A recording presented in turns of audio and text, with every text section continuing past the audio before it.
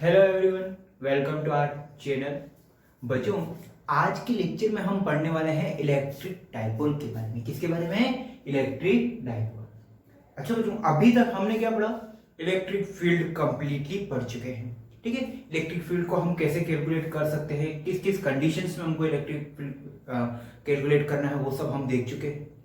अब हमें पढ़ना है electric field due to various types of quantities. जैसे इलेक्ट्रिक डाइपोल पढ़ना है, देन इलेक्ट्रिक डाइपोल की वजह से इलेक्ट्रिक फील्ड पढ़ना है, फिर हम गाउस के नियम से जो है गाउस के रूल्स को फॉलो करते हुए इलेक्ट्रिक फील्ड को कैलकुलेट करेंगे।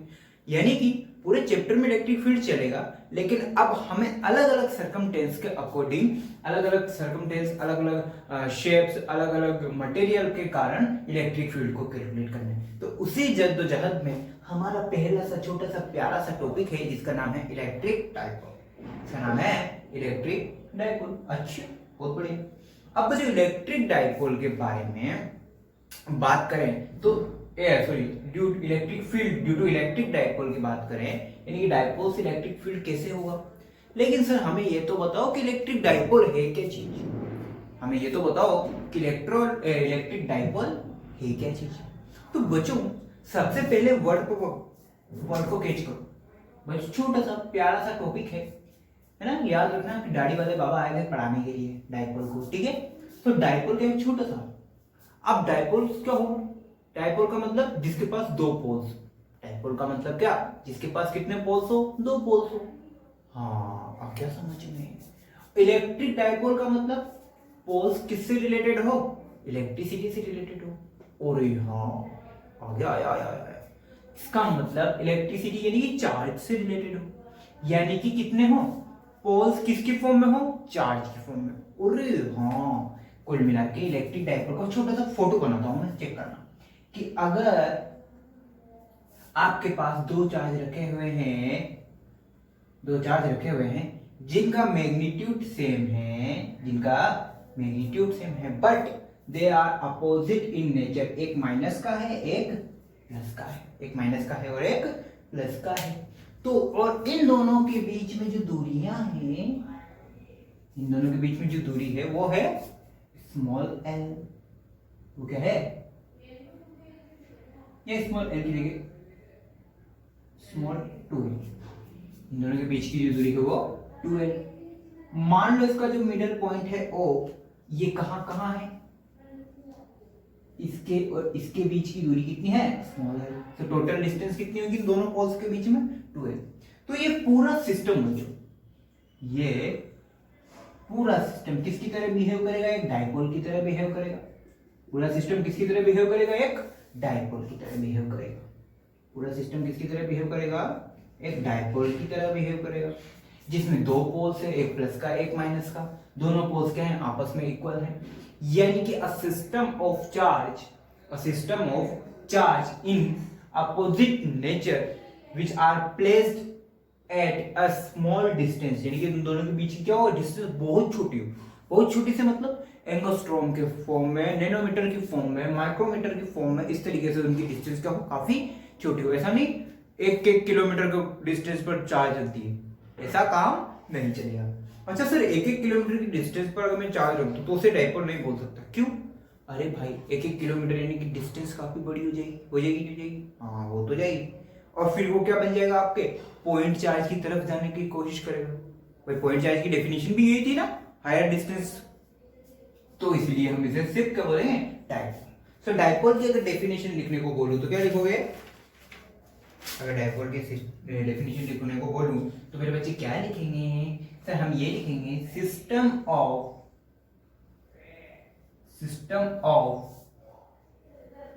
टू अपोजिट चार्जेस,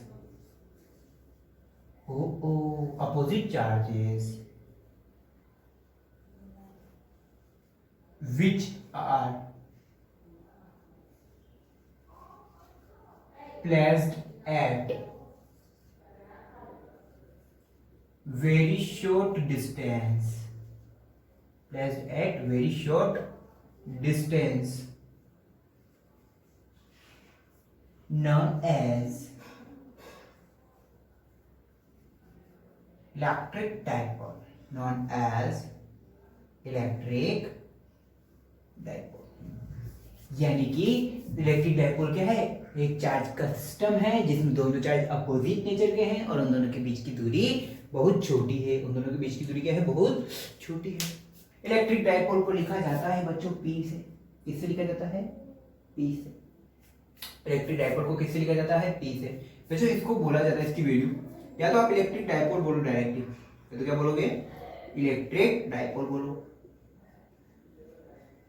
या फिर डाइपोल मोमेंट बोलो, डाइपोल मोमेंट, ठीक है। या फिर कहीं पर आपको ऐसा भी मिलेगा dipole moment of electric dipole, moment of electric dipole. तो घबराने वाली बात नहीं है, कुल मिलाकर आपको सब एक ही चीज है। इन दोनों चार्ज के बीच की डिस्टेंस डॉट चार्ज के प्रोडक्ट के इक्वल होती है।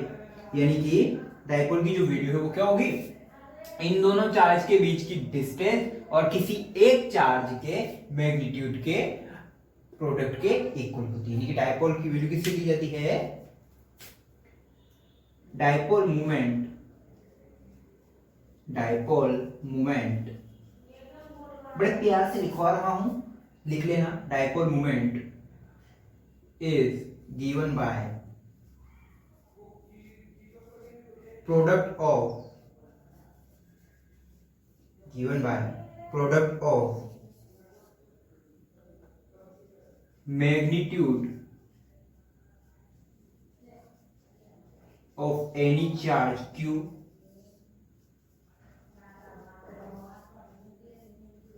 and distance between them, distance between them बोले तो 2l। ठीक है बच्चों, ये होती है डाइपोल मोमेंट की डेफिनेशन। एक बात और राज की मैं आपको बता देता हूं, मैंने यहाँ पर एरो लगाया हुआ है। क्या लगाया हुआ है, एरो लगाया हुआ है। दैट मींस कि डाइपोल मोमेंट जो है एक वेक्टर क्वांटिटी है। डाइपोल मोमेंट क्या है, एक वेक्टर क्वांटिटी है। डाइपोल मोमेंट क्या है, एक वेक्टर क्वांटिटी है। तो डाइपोल मोमेंट की डायरेक्शन भी होगी। So dipole moment is always, dipole moment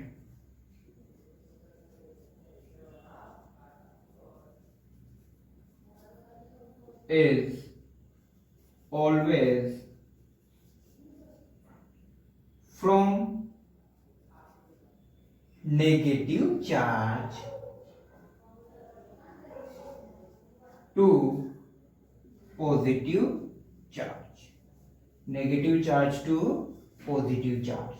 बोले तो यहां पर अगर मैं पाए ये माइनस चार्ज और ये प्लस चार्ज, तो यहाँ पर डाइपोल मोमेंट की डायरेक्शन क्या होगी, माइनस से प्लस होगी, माइनस से क्या होगी, ये होगी डाइपोल मोमेंट की डेफिनेशन। ये है बच्चों एक ही छोटा सा प्यारा सा मुन्ना सा डाइपोल मोमेंट। क्या है, छोटा सा प्यारा सा मुन्ना सा डाइपोल मोमेंट। सर आपने इतनी इज्जत से इसको क्यों समझाया, इज्जत से इसलिए समझाया, इसको इज्जत इसलिए बख्शी गई है क्योंकि आपके बोर्ड के हिसाब से ये काफी इंपॉर्टेंट टॉपिक है। कहीं से भी बोर्ड में इलेक्ट्रिक डाइपोल पर क्वेश्चन बन सकता है। अगर एग्जामिनर बहुत खुश हुआ तो आपको डायरेक्टली इससे रिलेटेड क्वेश्चन बोलेगा, ये चार्ज दिया, ये डिस्टेंस दी, इलेक्ट्रिक डाइपोल लेके आओ।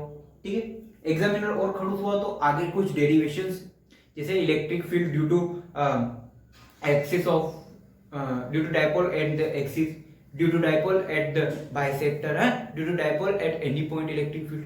तो उनमें से तीनों में से किसी का डेरिवेशन पूछ सकता है। न्यूमेरिकल उनमें से ज्यादा नहीं पूछे जाते हैं, बट अगर फिर भी न्यूमेरिकल भी पूछ ले तो क्या है, डेरिवेशन से जो आंसर है उसमें वैल्यू पुट करो, उनसे निकाल देना। ठीक है, तो ये इलेक्ट्रिक डाइपोल जो है वो इंपॉर्टेंट टॉपिक है बोर्ड के पॉइंट ऑफ व्यू से भी और कंपटीशन एग्जाम के पॉइंट ऑफ व्यू से भी। ठीक है, तो इसको करो। इससे रिलेटेड एक छोटा सा क्वेश्चन हम करेंगे, जगह मेरे को दिख नहीं रही है वरना मैं यही बता देता।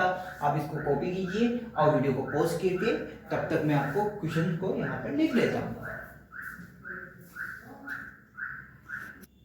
ठीक है बच्चों, अब बोर्ड में क्या दे सकता है, या तो डायरेक्ट आपको क्यू का मान दे देगा, क्यू की वैल्यू दे देगा, डायरेक्ट एन की वैल्यू दे देगा, आपको पुट करके आंसर निकालना है। तो बच्चे क्वेश्चन है, मेरे बच्चे आराम से कर सकते हैं। थोड़ा सा घुमा कैसे सकता है, इस तरीके से घुमा सकता है। कैसे सर, आओ जरा मैं तुम्हें प्यार की बात सुनाता हूँ। आओ सुनाओ प्यार की एक कहानी। सर डाइपोल की कहानी सुना तो वही काफी है हमारे लिए। लो भाई, मान रहे हो तुम? हाँ सर बिल्कुल मान रहे हैं। यहाँ पर ओरिजिन पर एक चार्ज रखा हुआ है -2, कितना चार्ज है? -2, बहुत बढ़िया। बच्चों राज की बात बताऊं तुमको, एक पॉइंट ए है, यहां पर भी मैंने रख दिया +q चार्ज, और दूसरी तरफ बी पॉइंट है, वहां पर भी मैंने रख दिया एक और +q चार्ज। ठीक है, इन दोनों के आपको कोऑर्डिनेट्स दे देता हूं मैं। कोऑर्डिनेट्स है a,0 एंड इसके कोऑर्डिनेट्स है 0,a। कुल मिला के कहने का मतलब ये चार्ज रखा हुआ है, ये a डिस्टेंस पे रखा हुआ है, और ये वाला चार्ज भी कितनी डिस्टेंस पे रखा हुआ है? a distance. कोऑर्डिनेट्स का मीनिंग क्या है कि ये वाला चार्ज यहाँ ओरिजिन से a डिस्टेंस पे रखा हुआ है, और ये वाला चार्ज भी ओरिजिन से a डिस्टेंस पे रखा हुआ है। तो बच्चों उस नालायक ने क्या पूछा आपसे कि नेट डाइपोल मोमेंट की वैल्यू बता दो। क्या पूछा उसने? नेट डाइपोल मोमेंट की वैल्यू बता दो। बताओ क्या करोगे? अरे भाई देखो, यहां पर डाइपोल नहीं बन रहा, अरे सर ये बन रहे ना, देखो दो चार्ज बन रहे हैं, इन दोनों के बीच की डिस्टेंस a है, पाइथागोरस से मैं यहां से डिस्टेंस निकाल लूंगा और मेरा आंसर आ जाएगा। लेकिन नालायक, ये भी तो देख, ये भी प्लस है और ये भी प्लस है, कहां से डाइपोल आएगा भाई? अरे हाँ, ये तो मैं भूल ही गया। सो नेट डाइपोल इधर तो आने सर, इधर आ रहा है क्या सर? एक प्लस, यहाँ पे माइनस, यहाँ प्लस, यहाँ माइनस, यहाँ तो बात बन सकती है, पर सर यहाँ तो एक ही चार्ज। अरे भाई जब एक ही चार्ज है तो इसको क्या करो? ब्रेक कर दो, इन दोनों में दरार डाल दो, एक -q बना दो और एक इधर -q बना दो, -q -2q। तो मैंने इसको ब्रेक कर दिया। ब्रेक किया तो ब्रेक लेने के बाद देख, एक ये डाइपोल बन गया, अरे हाँ, एक ये डाइपोल बन गया, अरे हाँ, बन गया नहीं बन गया? ये p वेक्टर इधर जाएगा और ये p वेक्टर इधर जाएगा। सर ऐसे एरो क्यों बनाया? तो एक माइनस से प्लस डाइपोल मोमेंट जाता है, इधर भी माइनस से प्लस डाइपोल मोमेंट जाता है। आओ जरा इसको देखो, इसको सोल्व करो। इसको बोल देता हूं मैं 1, इसको बोल देता हूं 2, है ना? सो P1 को कैलकुलेट करो। P1 का formula Q into 2L, Q into 2L। Q की जगह चार्ज रख दो वापस से Q, 2L की जगह क्या रखो? इन दोनों के बीच की डिस्टेंस कितनी है? a।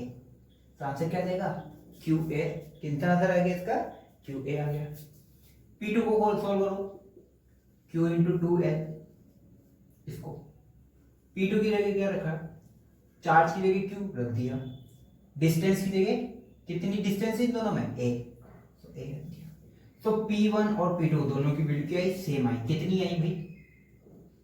कितनी आई? Q into a। कितनी आई? Q into a। यानी कि सर एक डाइपोल तो आपका इस तरीके से P P P P P P, और एक डाइपोल इस तरीके से। रिजल्टेंट निकाल लो, रिजल्टेंट वेक्टर निकालना आता है। अगर दोनों डाइपोल सेम है, मतलब दोनों की वैल्यू सेम है, तो रिजल्टेंट कैसा आएगा आपका? और दोनों के बीच में एंगल भी कितना है? 90 डिग्री है, तो रिजल्टेंट कितना आएगा? √2 इंटू पी, √2 इंटू पी। अब ये मैं नहीं बताऊंगा यार, ये में कैसे है। a² + b² + 2ab cos theta, theta 90 है, थीटा 90 रखो, a और b की वैल्यू भी सेम है, p है, सोल्व कर लो, आंसर आ जाएगा √2 into P. So resultant dipole is equal to p into √2। Sir अभी तो आपने बोला √2 इंटू पी, अरे √2 इंटू पी लिखो या p √2 लिखो, कोई दिक्कत वाली बात नहीं है। p की वैल्यू डाल दो, q into a, qa √2। Answer कितना है? qa √2, qa √2। तो आंसर क्या होगा? √2 qa। तो ये है जनरल एग्जाम। इसमें कौन सा रॉकेट साइंस बताता है? हाँ काफी इजी क्वेश्चन था, कॉपी करो। ओके बच्चों, अब बात करते हैं हमारे मेन मुद्दे की, कि डाइपोल के कारण किसी भी पॉइंट पर इलेक्ट्रिक फील्ड हमें कैलकुलेट करना है। तो हम यहाँ पर 3 तरीके से कैसे पढ़ेंगे। पहले तो मैं क्या करूं कि जिस एक्सिस पर डाइपोल है उसी एक्सिस पर इलेक्ट्रिक फील्ड कैलकुलेट कर लूं। बच्चों जिस एक्सिस पर ये रखा हुआ है उसके साथ में मैंने क्या बना दी? एक एक्सियल लाइन बना दी, यानी कि उस एक्सियल लाइन पर किसी भी पॉइंट पर मुझे क्या करना है? इलेक्ट्रिक फील्ड कैलकुलेट करना है। तो हो सकता है, बिल्कुल हो सकता है। दूसरा मैं क्या करूंगा, इस तरीके से एक बाइसेक्टर लूंगा, यानी कि पूरी एक्सियल लाइन के एक परपेंडिकुलर लाइन, यानी कि इस पॉइंट पर कहीं पर भी मेरे को इलेक्ट्रिक फील्ड कैलकुलेट करना है। तो 2 पॉइंट। तीसरी बात क्या हो सकती है, अगर मैं एक्सियल भी ना लूं और परपेंडिकुलर भी ना लूं, रैंडमली कोई भी पॉइंट ले लिया एंगल पे, इस तरीके से किसी भी एंगल पर मैंने डायपोल से किसी भी एंगल पर एक पॉइंट ले लिया और उस पॉइंट पर इलेक्ट्रिक फील्ड कैलकुलेट करना है, तो वो भी हम सीखेंगे। तो इस तरीके से हम 3 तरीके से इलेक्ट्रिक फील्ड कैलकुलेट कर सकते हैं बाय यूजिंग डायपोल। कैसे कर सकते हैं? 3 तरीके से हम इलेक्ट्रिक फील्ड कैलकुलेट कर सकते हैं डायपोल की मदद से। तो पहला प्रोसीजर करते हैं, electric field at axis due to a dipole, यानी कि इस डायपोल की इस एक्सिस पर कोई भी पॉइंट ले लो, इस डायपोल की इस एक्सिस पर कोई भी पॉइंट ले लो। कौन सा पॉइंट लो? मुझे ये जरा अच्छा इस तरफ लग रहा है। मान लो कि मैंने यहां पर पॉइंट ले लिया, ठीक है। अब बच्चों ये जो पॉइंट है, ये पॉइंट सेंटर पॉइंट से, डायपोल के सेंटर से स्मॉल x की जगह मान लेता हूं अच्छी सी distance r, small r distance में। r क्यों लिया उसका रीजन मैं बताऊंगा, क्योंकि आप इलेक्ट्रिक फील्ड को r से रिलेट करते हो इसलिए, ठीक है। तो मान लो मैंने क्या किया, स्मॉल r डिस्टेंस, सेंटर से स्मॉल r डिस्टेंस पर कोई पॉइंट ले लिया, इसको या डायपोल मोमेंट p हो गया, ये हो गया, वो हो गया, ये हो गया, a। मान लो मैंने पॉइंट ले लिया a, तो a पॉइंट है डायपोल मोमेंट, a पॉइंट है डायपोल मोमेंट के सेंटर से r डिस्टेंस पर। तो मुझे इस a पॉइंट पर नेट इलेक्ट्रिक फील्ड कैलकुलेट करना है। कर सकता हूं क्या? सर ये क्वेश्चन तो कुछ देखा देखा लग रहा है, कहां? याद करो यार, मैंने आपको सिस्टम ऑफ चार्ज पढ़वाया था, याद है? हमने क्वेश्चंस भी किए थे, इलेक्ट्रोस्टैटिक फोर्सेस के भी किए थे, जहां पर आपको दो सेम नेचर के चार्ज से, अपोजिट नेचर के चार्ज से, है ना। हमने क्या किया था? फोर्स को इक्विलिब्रियम, चार्ज इक्विलिब्रियम, मैंने क्या किया, चार्ज को साइड में रखा था, है ना। साइड में रख के मुझे फोर्स को जीरो करना था। इसी तरह इलेक्ट्रिक फील्ड को कैलकुलेट करना था। अब मैं क्या किया, इलेक्ट्रिक फील्ड को यहाँ पर कैलकुलेट करूँ। सेम प्रोसीजर आपको तो अच्छे से आता होगा। देख इस वाले बट मैं इसको क्या पोजीशन दे देता हूँ, इस पोजीशन को दे देता हूँ 1 और इसको दे देता हूँ 2, ताकि मुझे क्या लिखने में इजी रहेगा। 1 की वजह से इलेक्ट्रिक फील्ड किधर रह रहा है, माइनस है तो अपनी तरफ अट्रैक्ट करेगा। हाँ ये तो है, ये E1 लिख दिया मैंने। मैं डायग्राम कैमरे में देखता हूँ एक बार कि सही लग रहा है नहीं लग रहा है, ये तो ब्लर हो रहा है, अब ठीक है। सो ये हो गया 2 की वजह से इलेक्ट्रिक फील्ड, ये प्लस वाला है दूर भगाएगा इसको, क्यों? ओके, यहां पर मैंने कुछ गड़बड़ किया। क्या? एरो की साइज थोड़ी सी डिफरेंस की। यहां पे मैंने क्या किया, कुछ गड़बड़ किया है। क्या गड़बड़ किया सर? आपने एरो की साइज डिफरेंस की है, अर्थात यानी कि E2 के लिए एरो बड़ा बनाया है और E1 के लिए एरो कुछ छोटा बनाया है। ये भेदभाव क्यों? इस भेदभाव को क्या नाम दूं सर? कुछ नाम मत दे। देख दोनों का क्या है, मैग्नीट्यूड सेम है। बट बच्चा एक बात देख, ये ए पॉइंट इस माइनस क्यू से काफी डिस्टेंस पर है, काफी डिस्टेंस पर है, यानी कि माइनस क्यू की वजह से जो इलेक्ट्रिक फील्ड लगेगा वो कम लगेगा, और प्लस क्यू जो है वो पास में है, इसलिए इसका इलेक्ट्रिक फील्ड ज्यादा होगा, यानी कि E2 ज्यादा होगा, E1 ज्यादा होगा। इसे लिखने के लिए मैंने इस तरीके से एरो बना दिया। उसमें कौन सी गड़बड़ की है मैंने यहाँ, ठीक है। सो अब अगर नेट इलेक्ट्रिक फील्ड पूछूं तो क्या बताओगे? अरे सर छोटा सा बात है, इतना भी नहीं आता, हमने तो ये बहुत किए थे क्वेश्चन। चार्ज इक्विलिब्रियम याद है, E2 माइनस E1 कर दो। अरे हाँ यार, E1 की वैल्यू पता लगाओ, E2 की वैल्यू पता लगाओ, आंसर करो, निकल। चलो E1 की लिख लेते हैं, E1 KQ upon R²।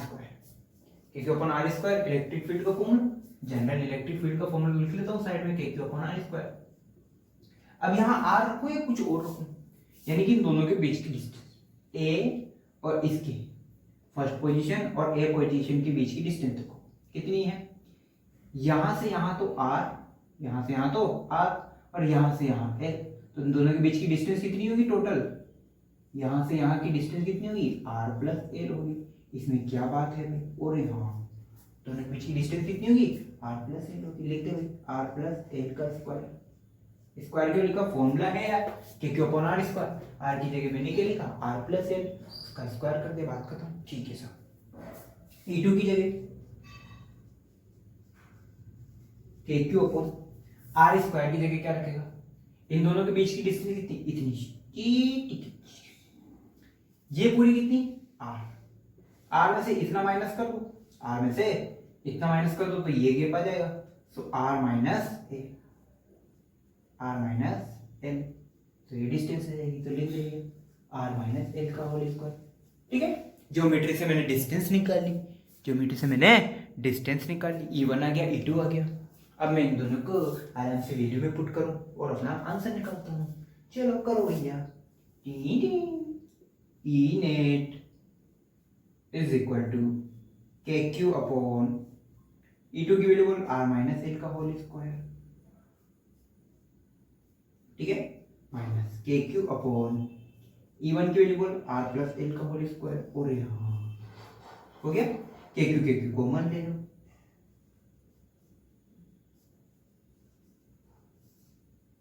One upon R minus L का whole square minus one upon R plus L का होल स्क्वायर। ये चीज हो, इसको और जनरली सोल्व करो। बहुत हार्ड पैटर्न बता रहा हूं मैं ना सर, ये तो हमने कभी सोचा ही नहीं था। इन दोनों को कैलकुलेट करो, सिर्फ कैलकुलेशन है, अब डायपोल वेलेपर सब खत्म है, सिर्फ जनरल मैथमेटिक्स से कैलकुलेट करो भैया। E net is equal to KQ R plus L का whole square minus R minus L का whole square upon R minus L का whole square dot R plus L का होल स्क्वायर। सिंपल एलसीएम लिया है बेटा मैंने, यानी क्या लिया, सिंपल एलसीएम लिया है। a minus B, A plus B से इसको सोल्व करो। ये मैं बहुत हार्ड चीज बता रहा हूँ, ये आपको कभी समझ में नहीं आएगी ना सर, क्या बात करो, सिंपल मैथमेटिक्स तो है। हाँ तो फिर मेरे को सोल्व करने की जरूरत पड़नी ही नहीं चाहिए, फिर भी चलो कर देता हूँ, मुझे पता है। ठीक है, इसको सोल्व किया तो R square minus L square का होल स्क्वायर।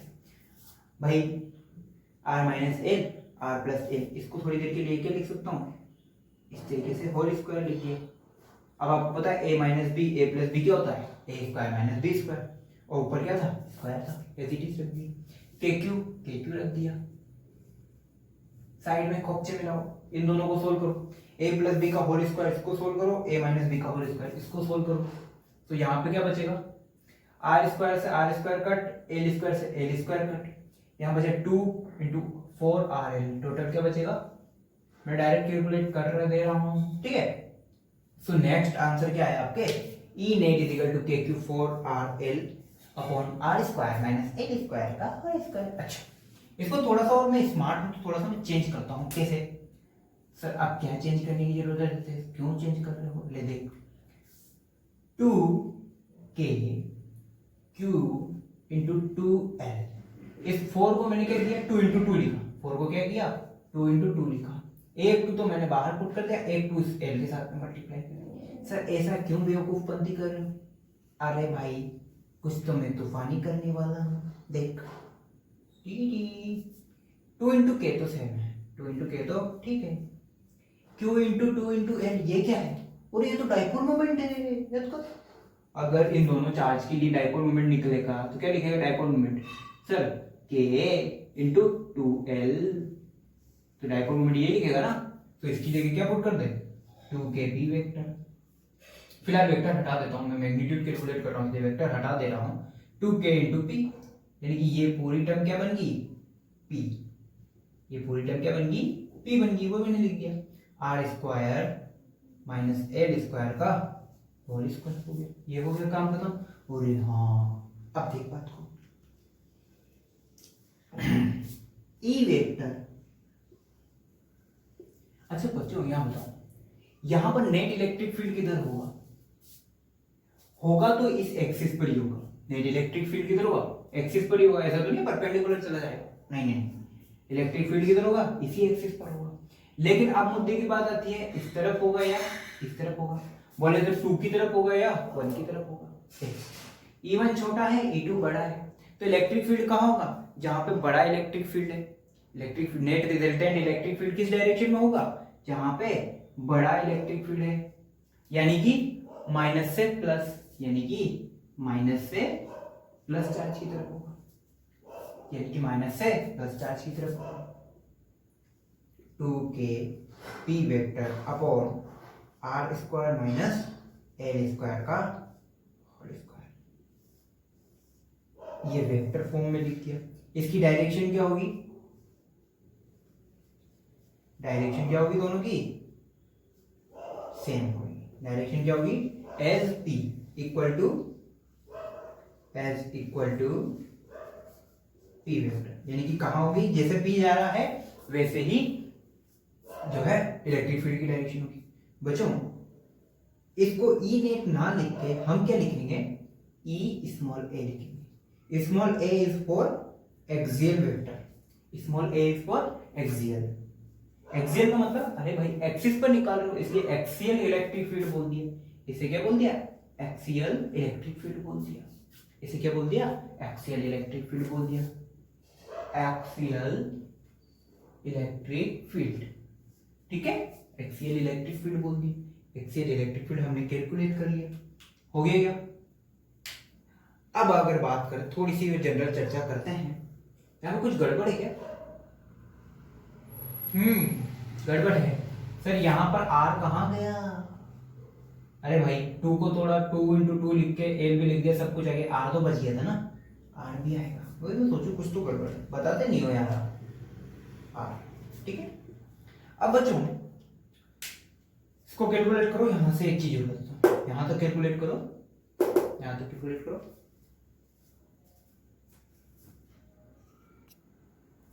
अब बच्चों देखो, ये जो डिस्टेंस है स्मॉल आर, ये क्या है, यहां तक की डिस्टेंस है। ठीक है, ये जो स्मॉल एल है ये इन दोनों चार्ज के बीच की डिस्टेंस है। मैंने डायपोल मोमेंट की आपकी डेफिनेशन में क्या लिखा है कि स्मॉल एल जो डिस्टेंस है, यानी कि इन दोनों चार्ज के बीच की जो डिस्टेंस है बहुत छोटी है। ये क्या है, बहुत छोटी। और स्मॉल आर तो बहुत बड़ी भी हो सकती है, छोटी भी हो सकती है। यानी कि जनरल केस में क्या होगा, जनरल केस में क्या होगा कि आर जो है वो बहुत बहुत बहुत ज्यादा बड़ा है स्मॉल एल से। अब आर जो है वो पहले से ही बड़ा है, ऊपर से आपने यहां पे क्या कर दिया, स्क्वायर कर दिया, यानी कि एल स्क्वायर जो है वो, एल स्क्वायर तो आर स्क्वायर से बहुत बहुत बहुत छोटा हो जाएगा। यानी कि पहले ही आपसे आर जो है वो एल से काफी बड़ा था, तो स्क्वायर करने पर तो और बड़ा हो जाएगा। इतना बड़ा हो जाएगा कि इस नालायक को शर्म आने लग जाएगी और ये कहां चला जाएगा, टेंस टू 0 हो जाएगा। यानी कि इसकी वैल्यू किसके इक्वल पुट कर सकते हो, 0 के इक्वल पुट सकते हो। यानी कि इसकी जगह आप 0 पुट करके देखो क्या हो जाएगा, क्या बचेगा, आर स्क्वायर, और आर स्क्वायर की पावर 2 यानी कि आर की पावर 4 बचेगा। तो आपका जो एक्सियल इलेक्ट्रिक फील्ड है उसकी वैल्यू क्या आ जाएगी, 2kPr 2kPr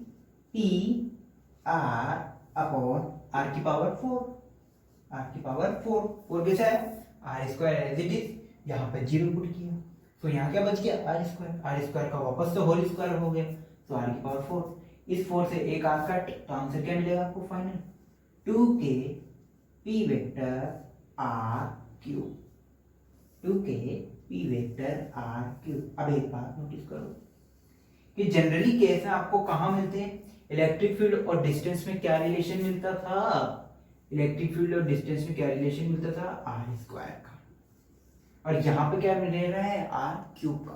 तो आई बात समझ में कि इलेक्ट्रिक डायपोल पढ़ना क्यों जरूरी है। इलेक्ट्रिक डायपोल के केस में क्या होगा कि इलेक्ट्रिक फील्ड और डिस्टेंस के बीच में क्या रिलेशन मिलेगा, आर क्यूब। बच्चों वहां पर भी डिफरेंस था, वहां आर क्या थी, इन दोनों के बीच की डिस्टेंस, वहां आर क्या थी, दोनों चार्जेस के बीच की डिस्टेंस। यहां आर क्या है, सेंटर से किसी पॉइंट के बीच की डिस्टेंस, सेंटर से उस पॉइंट के बीच की डिस्टेंस। आई बात समझ में।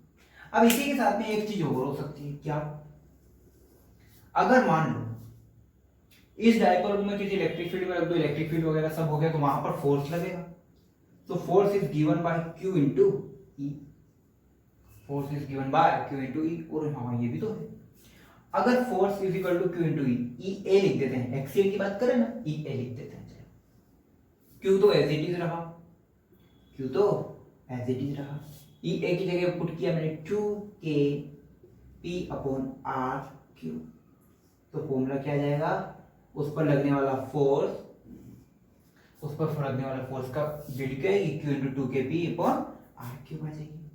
फोर्स कहाँ होगा, जिधर इलेक्ट्रिक फील्ड, और इलेक्ट्रिक फील्ड कहाँ होगा, जिधर पोटेंशियल, जिधर क्या डायपोल मोमेंट। तो जो फोर्स है उसके बीच में क्या रिलेशन आ जाएगा, आर क्यूब। इस कंसेप्ट पर बेस एक प्रीवियस एग्जाम में किसी कंपटीशन एग्जाम में क्वेश्चन आया कि डिस्टेंस को अगर डबल कर दिया जाए तो फोर्स क्या हो जाएगा, पहले से 8 टाइम हो जाएगा, भाई 2r का होल क्यूब करो 8r क्यूब आ जाएगा, सो फाइन फोर्स क्या हो जाएगा, 1/8 हो जाएगा। सिंपल सा क्वेश्चन था, ये भी केस कॉपी करो।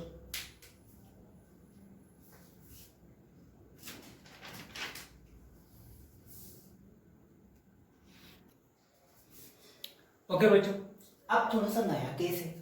अब क्या है, मैंने अब एक्सिस की जगह मैं क्या करता हूँ, किसी परपेंडिकुलर पॉइंट पे चला जाता हूँ। बोले तो इस वाली डायपोल के जस्ट 90 डिग्री पर एक्स डिस्टेंस या स्मॉल r डिस्टेंस पर एक पॉइंट दिया मैंने ए। मैंने क्या किया, डायपोल के पास जस्ट मिडल पॉइंट से लिया, जस्ट मिडल पॉइंट से इस डायपोल के जस्ट मिडल पॉइंट ओ है। अब इस ओ पॉइंट से मैंने क्या किया, परपेंडिकुलरली मैंने क्या किया, स्मॉल r डिस्टेंस पर एक पॉइंट ले लिया ए। परपेंडिकुलरली एक स्मॉल पॉइंट, एक स्मॉल r डिस्टेंस पर एक पॉइंट ले लिया ए। अब इस ए पॉइंट को मुझे क्या करनी है, इलेक्ट्रिक फील्ड कैलकुलेट करनी, कर सकते हैं बच्चों। पहले क्या कर रहा था, एक्सिस पे कर रहा था, पहले क्या कर रहा था मैं, एक्सिस पे कर रहा था। अब कहां कर रहा हूं, परपेंडिकुलरली जाके कर रहा हूं। सिर्फ क्या किया मैंने, पोजीशन चेंज कर दी।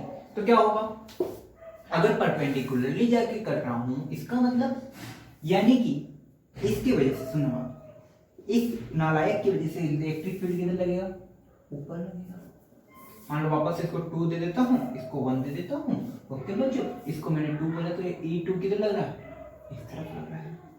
अब ये नेगेटिव है तो क्या करेगा, अपनी तरफ अट्रैक्ट करेगा, अपनी तरफ क्या करेगा, अट्रैक्ट करेगा, यानी कि कुछ इस तरीके से लगेगा। तो 1 की वजह से क्या होगा, अपनी तरफ, और 2 की वजह से क्या होगा, इस तरह होगा। ठीक है सर, कोई दिक्कत नहीं, E1 और E2 आप कैलकुलेट कर सकते हो। मुद्दे की बात आती है कि इन दोनों के बीच की, भाई पहले तो क्या था, डिस्टेंस आराम से मैंने कैलकुलेट करने थे। अब कैलकुलेट कैसे करूं डिस्टेंस को, अब डिस्टेंस को कैलकुलेट कैसे करूं, मैंने क्या किया, इन दोनों को थोड़ी देर के लिए मिला देते हैं, ए पॉइंट को और 2 पॉइंट को मिला देते हैं, ए पॉइंट को और 2 पॉइंट को मिला दिया। सिमिलरली ए पॉइंट को और 1 पॉइंट को भी मिला दिया, इन दोनों पॉइंट्स को मिला दिया। मान लो ये वाली डिस्टेंस है स्मॉल एक्स, क्यों क्यों, तो ये वाली डिस्टेंस भी क्या होगी, स्मॉल एक्स। 1 से लेके a के बीच की डिस्टेंस कितनी होगी, स्मॉल x। इसी तरह a और 2 के बीच की डिस्टेंस भी कितनी होगी, स्मॉल x होगी। हाँ ये तो हो सकता है सर, ये तो हो सकता है, बहुत बढ़िया। मान लो बच्चों कि ये वाला एंगल है थीटा, तो ये वाला एंगल भी क्या होगा, थीटा। सर ये तो आप इक्विलेटरल ट्रायंगल खेल रहे हो। और हाँ, फिलहाल इक्विलेटर में क्या होता है, तो तीनों साइड्स इक्वल होती है, बट यहाँ पे क्या, 2 साइड्स तो इक्वल है, इसका मुझे पता नहीं। ये 2 साइड्स तो इक्वल है और इसका मुझे पता नहीं, मुझे मतलब भी नहीं, मुझे इन दोनों साइड से मतलब भी नहीं। ये दोनों तो मैं क्या करने वाला हूँ, स्किप कर देने वाला हूँ वापस से। ठीक है, तो मुझे ये वाला एंगल थीटा अगर जिगजैग बन रहा है, जिगजैग बना, ये वाला एंगल थीटा, तो ये वाला एंगल भी, और हाँ थीटा, तो ये वाला एंगल भी थीटा, दोनों एंगल आपस में क्या हो गए, थीटा। हाँ ये भी ठीक है। अब बात करते हैं, थोड़ी सी जनरल बातें कर लेते हैं। क्या, अगर इस स्मॉल x की डिस्टेंस निकालने को बोलूं तो क्या निकालोगे, स्मॉल x की वैल्यू निकालो, कैलकुलेट करो। पाइथागोरस लगी इस वाले ट्रायंगल में, देखो राइट एंगल ट्रायंगल बन रहा है। हाँ यार, पाइथागोरस लगी, बिल्कुल है। x square is equal to r square plus small l square, ये देख राइट एंगल ट्रायंगल बना, राइट एंगल बना। ये डिस्टेंस को x दे रखी है, ये दे रखी है l, ये दे रखी है r। अब x की वैल्यू फाइंड करनी, तो r square plus l square, यहां से x की वैल्यू आ जाएगी under root r square plus l square. इसी तरह इस वाले x की भी आ जाएगी, आएगी नहीं आएगी, हाँ ये भी आ जाएगी यार। तो कुल मिलाकर आपको x की वैल्यू मिल चुकी है। हाँ ये काम तो हो गया सर हमारा। अब बात करते हैं इसके वजह से इलेक्ट्रिक फील्ड की। पहले बात करते हैं E1 की, बोल भैया, के Q upon x square, K Q upon के इंटू क्यू अपॉन दोनों के बीच की डिस्टेंस का square, K Q x square की जगह क्या पुट कर सकते हैं, direct are square plus L square, खत्म खेल। अरे वाह, E2 के क्यू अपॉन एक्स स्क्वायर, वापस से E2 क्या आएगी, के क्यू अपॉन एक्स स्क्वायर। यहाँ पे कोई डिस्टेंस है ना, इसलिए तो वापस से ये क्या है, K Q upon R square plus L square. अब देख मुद्दे की बात, इसके बीच की डिस्टेंस और ये दोनों, सॉरी, इसके लिए इलेक्ट्रिक फील्ड और इसके लिए इलेक्ट्रिक फील्ड दोनों क्या है आपस में इक्वल आए, दोनों क्या है आपस में इक्वल आए, और दोनों क्या है आपस में इक्वल आए। यानी कि अगर इस पॉइंट नंबर ए को थोड़ा सा बाहर लेके आता हूं, मैं थोड़ा सा बाहर लेके आता हूं, अब बस खुद देखना, E1 इधर है, ये गया E2, ये रहा आपका क्या है E1, ये E1 और ये E2, ऐसा ही सीन है कुछ, हाँ ऐसा ही सीन है भाई। और ये वाली लाइन, इसके बीच में एंगल कितना थीटा, और इसके बीच में एंगल भी कितना थीटा। अब जरा बात करते हैं E2 के लिए। E2 के बेटा दो कंपोनेंट आएंगे, E2 के बीच में दो कंपोनेंट आएंगे, एक हो गया तेरा E2 sin थीटा, और इधर वाला क्या होगा E2 cos थीटा। अरे वाह, वेरी गुड। इसके लिए E1 के लिए बात कर, E1 के लिए भी दो कंपोनेंट आएंगे, एक इधर होगा E1 sin थीटा और एक इधर हो जाएगा E1 cos थीटा। अब देख E2 sin theta E1 sin theta दोनों एक दूसरे के अपोजिट, और तुझे यहां से पता लग गया E1 और E2 की वैल्यू भी क्या है इक्वल है, जिसे तेने क्या बोला E बोला, E बोले तो E1 बराबर E2, तो ये दोनों आपस में कैंसिल आउट हो जाएंगे और ये दोनों आपस में जुड़ जाएंगे। सो नेट इलेक्ट्रिक फील्ड किधर आएगा, इस डायरेक्शन में आएगा। नेट इलेक्ट्रिक फील्ड क्या होगा, इस डायरेक्शन में आएगा। सो नेट इलेक्ट्रिक फील्ड की बात करते हैं, टिंग टिंग टिंग टिंग टिंग, okay. Net electric field, net electric field क्या होगा, E1 cos theta plus E2 cos theta. E1 और E2 भी सेम है, तो फाइनल आंसर क्या हो जाएगा 2E cos theta. Final answer कितना हो जाएगा 2E cos थीटा हो जाएगा। अरे वाह, ये तो आपने निकाल लिया। सो नेट इलेक्ट्रिक फील्ड यानी कि टोटल इलेक्ट्रिक फील्ड क्या होगा 2E cos थीटा होगा, और किस डायरेक्शन में होगा, इस डायरेक्शन में होगा। वाह सर वाह, क्या बात है। अब मुद्दे की बात, मेरा जो काम था वो तो खत्म हो गया। Electric field due to dipole at its bisector क्या होगा 2E cos थीटा होगा। लेकिन 2 मुझे पता है, E मुझे पता है, cos थीटा मुझे नहीं पता। भाई cos थीटा तो क्या किया था मैंने, एज्यूम किया था। cos थीटा तो मैंने एज्यूम किया, भाई थीटा तो मैंने क्या किया, एज्यूम किया। ये मुझे गिवन थोड़ी था, तो मैं क्या करूंगा, इस थीटा को स्किप करूंगा। अब cos थीटा की वैल्यू निकालते हैं।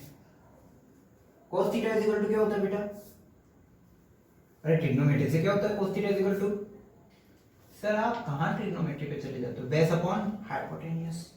हाँ ये तो होता है। बेस कितना है स्मॉल एल, हाइपोटेन्यूस क्या है small x, so small L upon small x.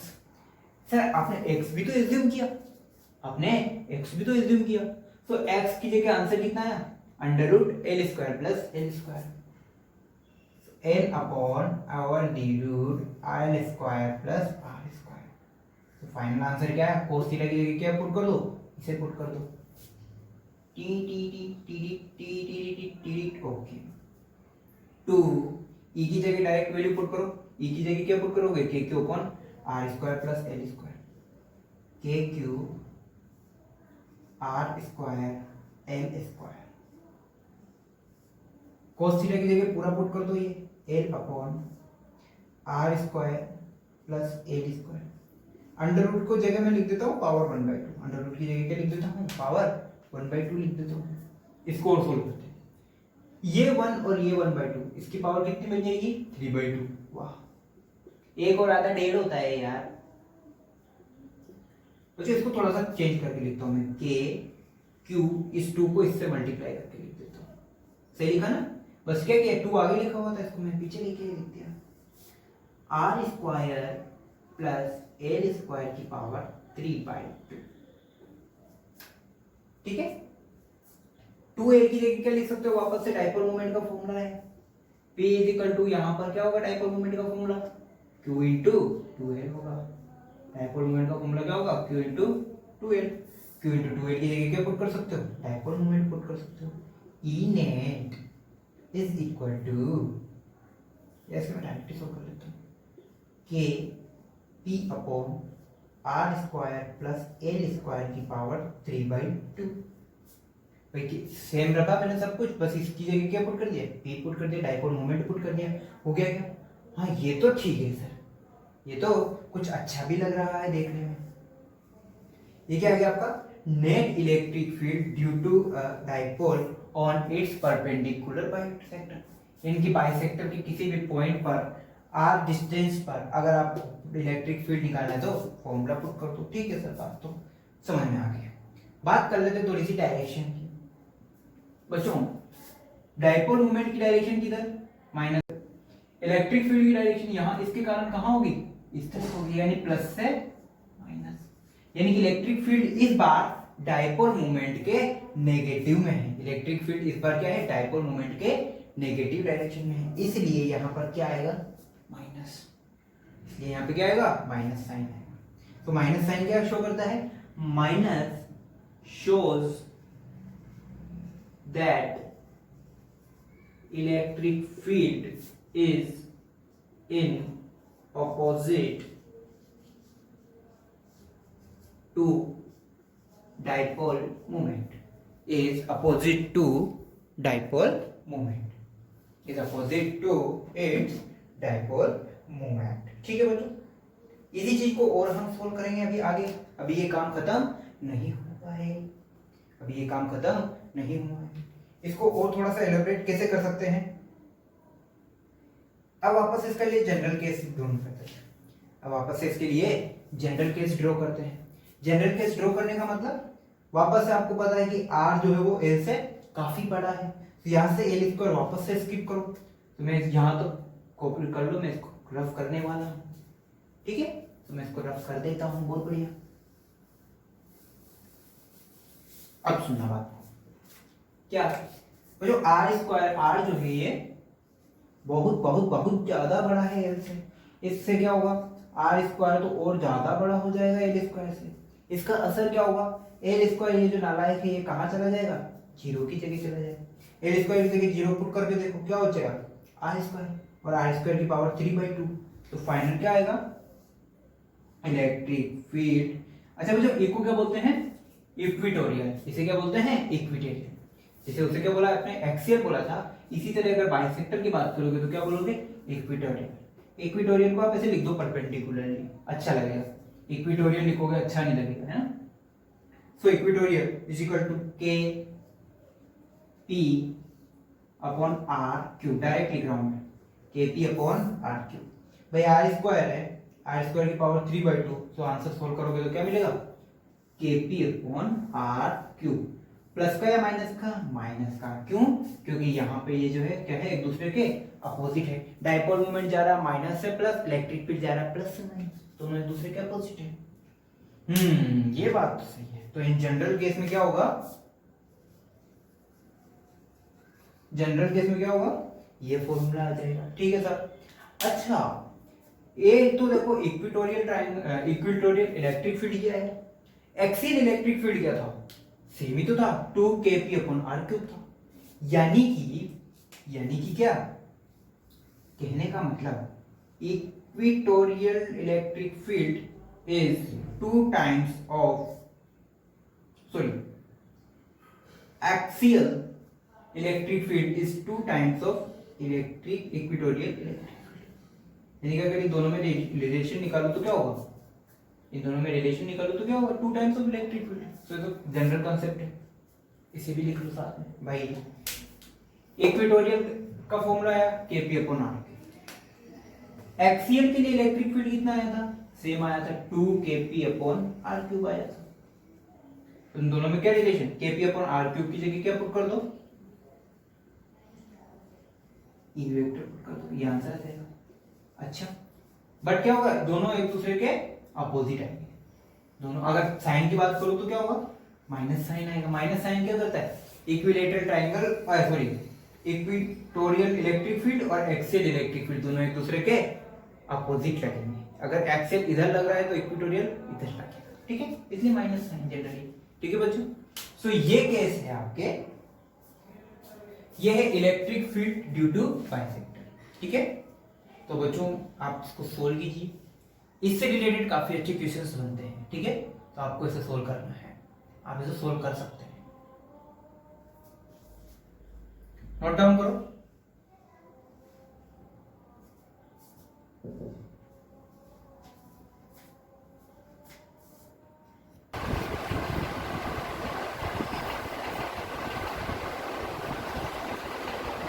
हो गया बच्चों?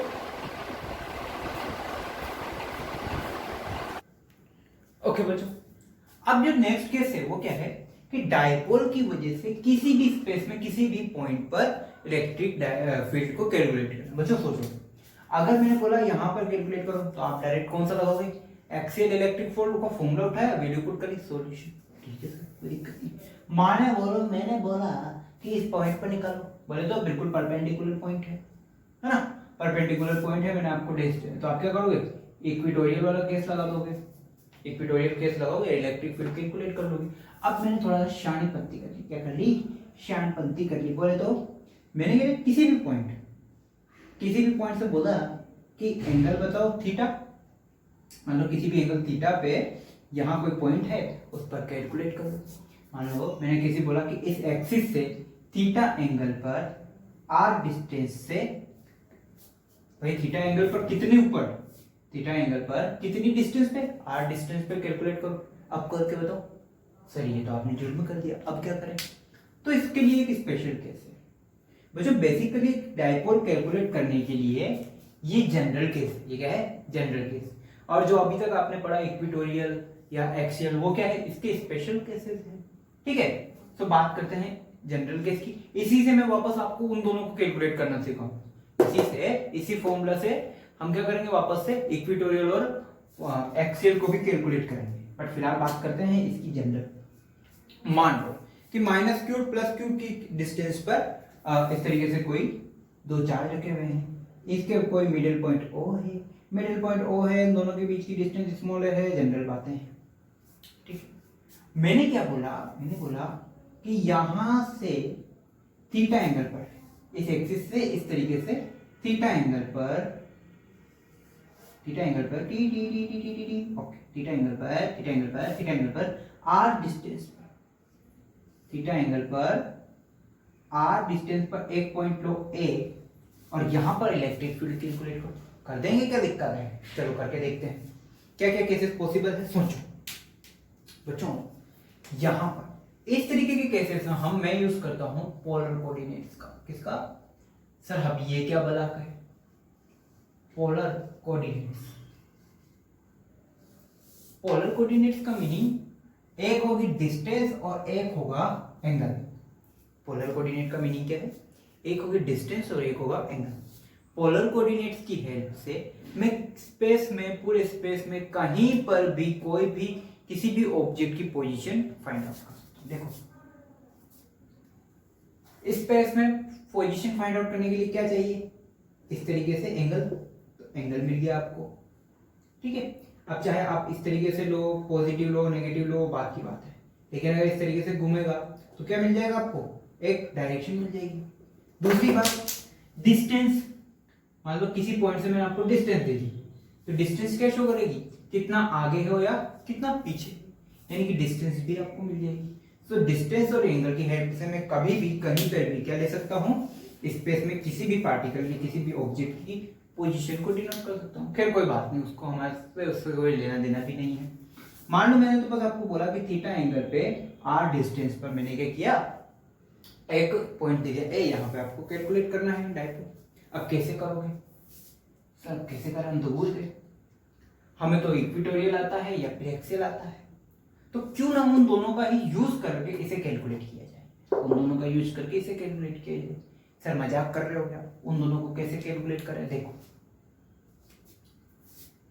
इसका जो डायपोल मोमेंट आएगा, इसका जो डायपोल मोमेंट, ये क्या है, डायपोल मोमेंट है, क्या है यहाँ पर, क्या होगा, डायपोल मोमेंट। अब सुन बात को, डायपोल मोमेंट कैसे लगा, इस तरीके से पी वेक्टर ऐसे लग रहा है, डायपोल मोमेंट ऐसे लग रहा है, बिल्कुल लग रहा है। और इससे थीटा एंगल पर ए पॉइंट दिया हुआ है जहां पे आपको इलेक्ट्रिक फील्ड कैलकुलेट करना है। हाँ ये कुछ ऐसा सीन है, बिल्कुल है।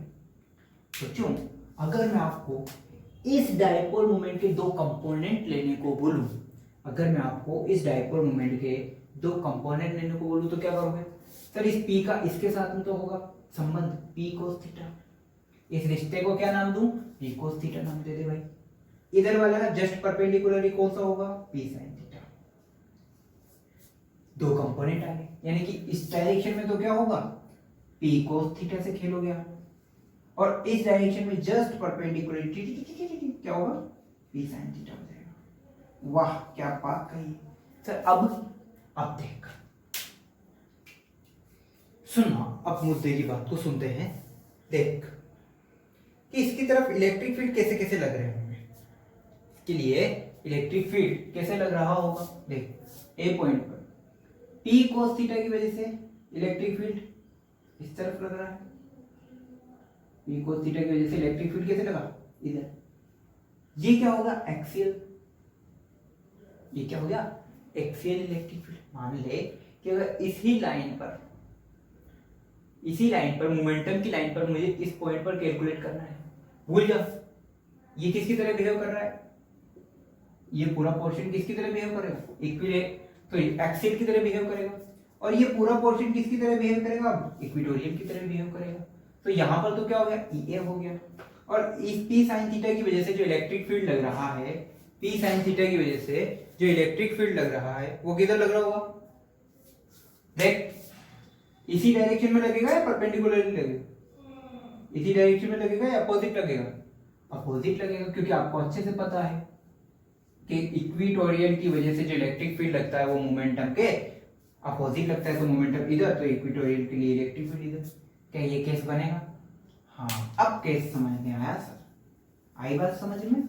मैंने क्या किया, मुझे इक्वेटोरियल आता था, एक्सियल आता था। मैंने उन दोनों की हेल्प से इस ए पॉइंट पर इलेक्ट्रिक फील्ड निकालने का ट्राई किया। सो मैंने क्या किया, मोमेंटम जो गिवन था, मोमेंटम मेरा जो गिवन था उसके दो कंपोनेंट निकाले। मैंने क्या किया, मोमेंटम के दो कंपोनेंट निकाले, एक cos थीटा ले लिया और एक sin थीटा ले लिया।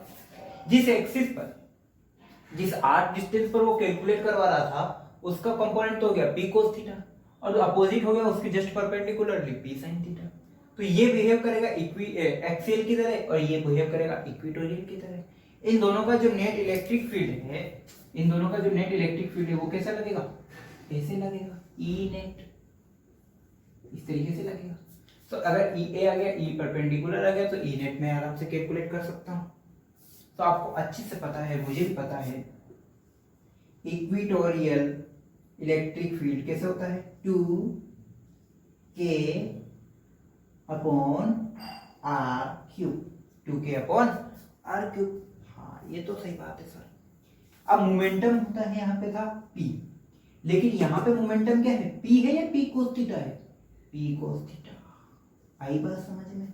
दूसरा वाला इक्वेटोरियल इलेक्ट्रिक फील्ड सर, वो तो होता है KP अपॉन R क्यूब, लेकिन यहाँ पे P मोमेंटम है या P sin theta? P sin theta. आई बात समझ में? आई मुद्दे की बात समझ रहे? अब बात करते हैं रिजल्टेंट की। अगर दोनों वेक्टर एक दूसरे से, अगर ये दोनों वेक्टर एक दूसरे से परपेंडिकुलर है तो डायरेक्ट वैल्यू पुट कर दूं क्या? डायरेक्ट ऐड कर दूं क्या? नेट इलेक्ट्रिक फील्ड क्या होगा? E net is equal to, देख ले भाई, a square plus b square plus 2ab cos theta. cos theta यहाँ पर क्या है? 90 डिग्री। cos थीटा यहाँ पे क्या है? 90 डिग्री है। तो आंसर क्या हो जाएगा? EA का स्क्वायर प्लस E परपेंडिकुलर का b स्क्वायर। EA की जगह ये वैल्यू पुट करो, E परपेंडिकुलर की जगह ये वैल्यू पुट करो, सोल्व करो। करे क्या? करो। सोल्व किए बिना मानोगे नहीं आप सर। 2K P cos theta upon R cube, इस पूरे का स्क्वायर, ओए बाय गॉड, प्लस KP cos theta, sorry KP sin theta, KP sin theta upon R cube, इस पूरे का भी स्क्वायर। ठीक है, अब इसको सोल्व करो यार, ये सोल्व आप कर लो, सोल्व करो। आर क्यूब का square, so R cube common लेके बाहर निकाल दिया मैंने, यहाँ पे आया मेरे पास। बाहर कॉमन क्या क्या आ सकता है? के पी आर क्यूब, तो कॉमन बाहर लेके मैंने लिया KP अपॉन RQ। अंदर क्या बच गया 2 cos थीटा का होल स्क्वायर और यहाँ बच गया sin थीटा का होल स्क्वायर। सो 2 इंटू cos थीटा का होल स्क्वायर क्या बन गया 4 cos square theta. 2 into cos theta का होल स्क्वायर क्या बन गया 4 into cos square theta plus sin theta का स्क्वायर क्या बन गया sin स्क्वायर थीटा। इस 4 cos स्क्वायर थीटा को मैं क्या लिख सकता हूं cos square theta plus 3 cos square theta. भाई 4 cos स्क्वायर थीटा था, इसकी जगह मैं क्या लिख सकता हूं 1 cos square theta plus 3 cos square theta. cos square theta plus sin square theta क्या बन गया 1। ये तो पता है ना trigonometric equation KP upon RQ।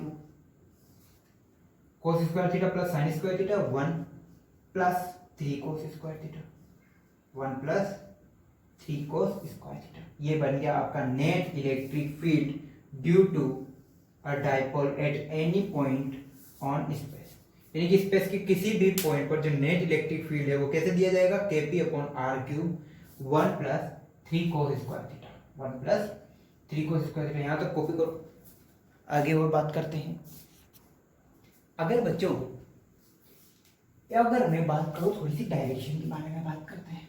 ये तो क्या है मैग्नीट्यूड आ गया इलेक्ट्रिक फील्ड। अब मैं बोलता हूँ कि जो नेट इलेक्ट्रिक फील्ड है ये यहाँ से एक्सियल से कितना एंगल बनाती है अल्फा एंगल बनाती है। कितना एंगल बनाती है अल्फा एंगल बनाती है। तो जरा अल्फा की वैल्यू फाइंड करो। तो आपको अच्छे से पता है अल्फा की वैल्यू फाइंड करने के लिए क्या करना पड़ेगा, कुछ नहीं, tan alpha is equal to perpendicular divided by base, so equatorial divided by axial। Equatorial की वैल्यू बोल कहाँ गया P cos, ऊपर क्या बचेगा इक्वेटोरियल के लिए P cos theta, sorry P sin theta. Equatorial के लिए ऊपर क्या बचेगा P sin थीटा। यहाँ क्या है ट्वाइस ऑफ cos थीटा, ऐसा ही है twice of cos theta. Solve करोगे ना इसको तो ऐसा कुछ आएगा sin अपॉन cos क्या बनेगा tan alpha is equal to equatorial upon alpha, यानी कि 1/2 into tan theta 1/2 into tan theta. तो अल्फा की वैल्यू फाइंड कर सकते हो यहाँ से अल्फा की वैल्यू फाइंड कर सकते हो। ठीक है, तो ये अल्फा की वैल्यू आ गई, इसमें कोई रॉकेट साइंस नहीं है। दूसरी चीज एक काम और हो सकता है। अच्छा एक बात बताओ कि P से यानी कि मोमेंटम से कितना इंक्लिनेशन है। अगर बात करूं कि इलेक्ट्रिक फील्ड और मोमेंटम में कितना इंक्लिनेशन है, देखो मोमेंटम कैसे है इस तरीके से है। मोमेंटम कैसा है डाइपोल मोमेंट क्या है P वेक्टर इस तरीके से, और जो आपका नेट इलेक्ट्रिक फील्ड है वो कैसा है, जो नेट इलेक्ट्रिक फील्ड कैसा है वो इस तरीके से है कुछ ई नेट। इस वाले की बात करो भाई, यहां से बात करो तो डाइपोल मोमेंट तो इस तरीके से हो गया, और जो नेट इलेक्ट्रिक फील्ड है वो इस तरीके से हो गया। ये 90 डिग्री दिख रहा है लेकिन 90 डिग्री एग्जैक्ट नहीं है। अब बात करता हूं कि नेट इलेक्ट्रिक फील्ड मूवमेंट से, जो नेट इलेक्ट्रिक फील्ड है वो डाइपोल मोमेंट से कितना इंक्लिनेशन है, तो कितना होगा, यहां से यहां तक का एंगल दे रखा है थीटा और यहां से यहां तक का दे रखा है अल्फा। यहां से यहां तक का तो कितना दे दिया थीटा, और थीटा से आगे कितना दे दिया alpha. So net electric field is, ये पी को मैं थोड़ा सा यहां लिख देता हूं, P vector is inclined at theta plus alpha angle, at theta plus alpha angle from dipole moment, from dipole moment। यानी कि डाइपोल मोमेंट से कितना एंगल पर है theta plus alpha, dipole moment से कितना एंगल पर है थीटा प्लस अल्फा। ठीक है, अब इसकी वैल्यू पुट, जो रिजल्टेंट आया बच्चों उसमें आप sin square theta 1 + 3 cos square theta की वैल्यू पुट करो, आराम से आपको इक्विटेरियल और वो एक्सियल मिल जाएगा। देख कैसे, फाइनल आंसर कितना है नेट इलेक्ट्रिक फील्ड का, नेट इलेक्ट्रिक फील्ड का फाइनल आंसर कितना है, E net is equal to कितना आया था KP upon RQ 1 plus 3 cos square theta, 1 plus 3 cos square theta. अगर मैं बात करता हूं केस नंबर 1, केस नंबर 1 क्या कि थीटा इज इक्वल टू 0 कर दो, थीटा इज इक्वल टू 0 कर दो। थीटा इज इक्वल टू 0 का मतलब मैं किसकी बात कर रहा हूँ, एक्सिस पे बात कर रहा हूँ। So theta is equal to 0 put करो, E इज इक्वल टू कितना, KP upon R cube 1 plus 3 cos square theta की जगह पुट कर दो, कोस स्क्वायर 0, कोस स्क्वायर 0 की वैल्यू 1, 1 यानी 1 इंटू 3, कोस स्क्वायर 0 की वैल्यू 1, सो 1 इंटू 3, तो ये कितना है 3 प्लस 1 4, ये कितना हो गया total, KP upon R cube under root में 4, अंडर रूट 4 देता है आपको 2, तो ये देख एक्सीएल की वैल्यू है, आई नहीं आई। इसी तरीके से केस 2 ले ले, ये नोट नहीं करना आपको, ये मैं आपको जनरली बता रहा हूँ। Theta is equal to 90 degree, 90 degree बोले तो जस्ट बिल्कुल बाइसेक्टर पे, 90 डिग्री बोले तो जस्ट बाइसेक्टर पे, सो 90 डिग्री रखो। E is equal to KP upon R cube 1 plus 3 into cos square 90, cos 90 की वैल्यू 0, सो कोस स्क्वायर 90 की वैल्यू भी 0, तो यहाँ क्या बनेगा 1 प्लस 3 इंटू 0, तो यहाँ क्या बच जाएगा, ओनली 1 बच जाएगा, ओनली क्या बच जाएगा 1 बच जाएगा। फाइनल आंसर कितना आएगा, KP अपॉन R क्यूब, ये क्या आ गया, इक्वेटोरियल आ गया, ठीक। तो बच्चों ये क्या था, जनरल केस था। अब इससे रिलेटेड सारे जो डायपोल्स से रिलेटेड जो इलेक्ट्रिक फील्ड है वो मैं इस तरीके का डेरिवेशन है, तो ये डेरिवेशन से आपको बोर्ड में भी ध्यान रखना है और कंपटीशन में भी इससे रिलेटेड क्वेश्चन आए तो आपको ध्यान रखना है। तो आज की क्लास यही डिसमिस करते हैं बच्चों, नेक्स्ट लेक्चर में मिलेंगे।